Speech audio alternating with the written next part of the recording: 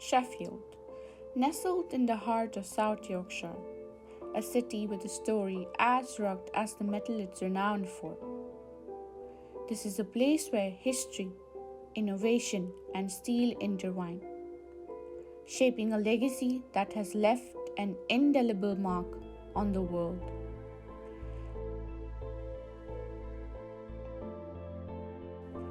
Our journey takes us back to the Industrial Revolution, a time when the clanging of hammers echoed through the valleys and molten metal flowed like rivers of fire. Sheffield emerged as the crucible of innovation, a place where secrets of transforming iron into steel were unlocked. Local historian Mr. Anders Hansen organizes walking tours around Hallam Island, once the beating heart of steel industry. Sheffield has long been a centre of the steel industry within both the UK and across Europe, and eventually in the 1800s was producing over half of Europe's steel. But it started off the whole industry many centuries earlier. The city was originally really known for being a centre for making cutlery, so any cutting tools, so knives, saws, that sort of thing, rather than just items out of steel. Sheffield's steel industry really started to grow in the 1740s when Benjamin Huntsman invented the crucible steel process, which produced much better quality steel, and Sheffield then really started to become a city that was mass manufacturing steel. Even more so in the 1800s when they invented the Bessemer process, which was the first part of really sort of large-scale industry in the city, and Sheffield's population grew from just around about 60,000 people up to several hundred thousand people. At the heart of this saga are the men and women whose expertise transforms raw materials into works of art. The craftspeople of Sheffield, the artisans who've passed down their skills through generations, breathe life into the metal, giving it purpose, form, and soul. So I started in 1986, so well over 30 years ago. But we've improved things over the years. Health and safety has improved everything. But it's still the basic way of making things from steel, and we use wood for handles as well as steel. So it's modernised, I would say, a lot, but we still keep the traditional skills as well. And with this rich tapestry, the role of women in the steel industry cannot be understated. In an era when gender roles were more rigidly defined, women in Sheffield defied expectations. They stood side by side with their male counterparts, contributing to every facet of steel production. Women did a lot of buffing, polishing. My auntie worked on the big hammers. There's been a traditional there, a lot of women worked in, especially cutlery. They shaped the destiny of Sheffield steel. Their contributions are a testament to the industry's success. Well, a lot of the steel industry is gone. But there's still some big places that we get steel from, but a large majority of it's gone. So you find it harder to get steel. It was always easy to get steel in Sheffield, and now it's really hard and really expensive. And some people do import foreign steel. It's not quite as good, so we keep trying using Sheffield steel as much as we can, because that makes the better quality knives. But yeah, it's sad, but a lot of it's gone, all being knocked down now. Confined to the past, today Sheffield stands as a testament to the resilience of an industry that has evolved with the times. State-of-art factories seamlessly blend with historic forges, bridging the gap between tradition and progress. Ernest Wright Caesars have been making history since 1902. Although you must be working in with the workshop management for the last 2 years. Overall, it's been quite positive, especially working for this company. Very positive. Historically, it was cutlery trained. There was thousands and thousands of people working for Sheffield. Sadly, in the 1980s, this planning had happened, and overseas and mass production Coming to the modern day scenario, the story marches forward and new chapters unfold. Collaborative research and cutting edge technology pave the way for a sustainable future. When I first came here, it was all everywhere's around here. College Croft was all buildings like this and stuff there. There's like little workshops and stuff there. It's sadly all gone now. There's really like the last one in this area here. Workshop here. There's a few close by, but not many here. And you've got all these. If you look around, you've got loads of tall buildings. Innovators come together to ensure that Sheffield remains a crucible of progress, always adapting, always leading.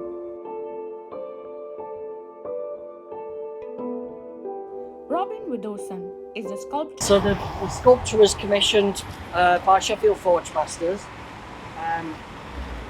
and it was a project working with 24 young apprentices from across this massive organisation to bring them together and to do some skill sharing, to find out what each of them was about, what each department does. We had 4 words, can't remember what it was offhand, was the brief to create the piece. But basically the students came up with the idea of a scorpion based on those 4 words. And we spent about 10 months going through a whole creative journey to produce the piece. Kind of before my experience in the steel industry, my family all worked in the steel industry for generations, in Sheffield and outside of Sheffield as well. So I picked up a lot of the experience from grandparents and fathers. So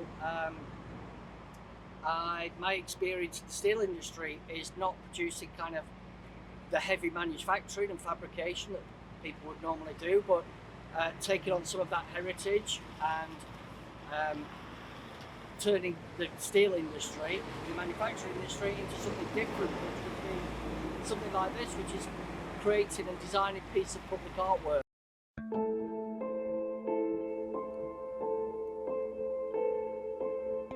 The steel industry had impact on the city, be it the economy, culture, and identity. So growing up in the city, we were surrounded by practically everybody worked in it. When I was little, everybody worked in the steel industry. If you went into the centre of Sheffield, it would be absolutely heaving full of people. There'd be thousands of men and women walking down these streets every single morning, every single afternoon, every single evening, because it would be on shift. My family obviously were involved in the steel industry, so I was involved in the conversations around what was happening, what the struggles were and challenges, but also the real celebrations of what people had been involved in. I was also, when I think about my senses when I was younger, I think about my dad coming home or going to see my granddad and the smell of the steel being on the clothes, and that still stays with me now. It's quite an emotive thing. So the majority of the conversations were about work and politics is heavily involved in the industry and the unions. Yeah, so that was the makeup of the conversation. It's kind of inbred inside you, and this is probably why I'm doing work like this, carrying on that tradition. There was a massive economic development around industry, and probably before that actually. And then later on in the 80s and early 90s, the steel industry just collapsed. So it had a big economic impact on the city. We can still feel that today. But I would say socially and economically, Sheffield steel industries had a massive impact on the city itself and the people who live here. For lots of different reasons. There's people all over the world who have worked in the steel industry and still do. In the east end of Sheffield, lots of people from lots of communities who worked in the industry from there as well. So it's had both an economic and social impact, positive impact on the city.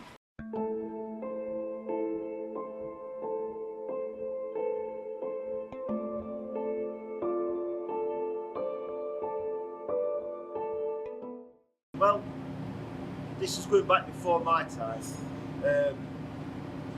We're built on steel. Sheffield were built on steel. There was hundreds of pubs, you know, pubs, all round where the steelworks were. They've all been gone because people was allowed to go to the pub at dinner times. Can't do that now. So a lot of pubs have changed, a lot of pubs have gone, a lot of shops have shut. It's all been regenerated into apartments. Yes, Sheffield is now a modern city.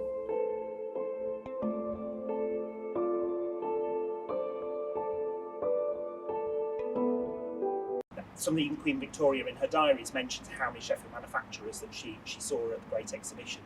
So Sheffield really had by this point cemented its place.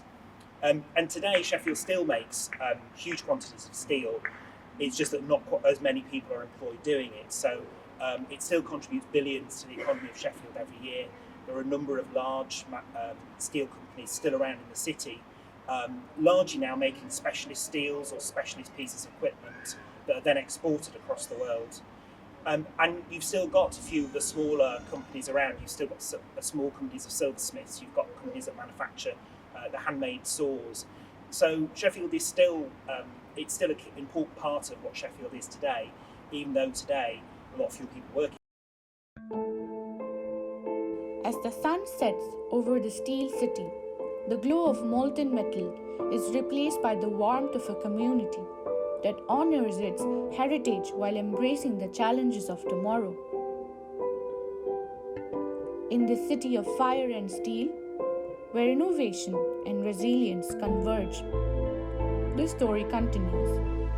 A saga written in metal, a testament to human ingenuity, and a reminder that the history of Sheffield is forever intertwined with the history of steel.